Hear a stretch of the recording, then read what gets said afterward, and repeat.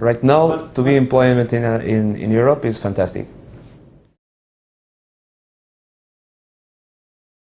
I remember when I started working in Europe, the hours per week is like 45, but past 10 years is 40 hours in a week. Before the crisis, they are talking about to reduce to 39 hours in a week. So they have put a lot of very strict rules about the work market, because the people, the workers, they demand this. They want to work less, they want more money, they want more vacations, they want more holidays, they want more benefits, and so on. In Europe, is a good business to be unemployment, because you receive a salary. In some countries, you can stay employment for almost 2 years, and you receive a salary each month. Okay, that is something that is crazy. You don't need to work because I pay you to stay home. That is the wrong message, you know. And it's for that I say sometimes our generation is a generation without a gut. You know, they don't want to do more because they don't need it. Because in Europe, everyone lives very well. You don't have this concept of poor people. But the problem, when you live very well, you forget what you have to do and the needs to try to find something better.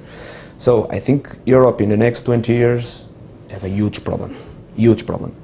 And we have another problem is, for example, if I don't want to work more, I don't have a problem, because my parents, they have a very good pension, they have a very good health system, they have everything because the government pay everything.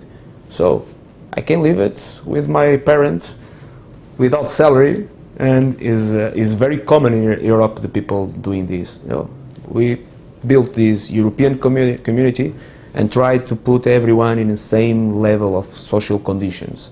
Of course, this is a very nice concept, but in the end, we realize this is not possible.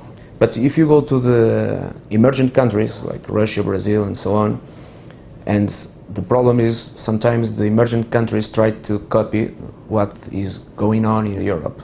Every part of the world, they want this occidental or Western type of life. And that for me is a big mistake.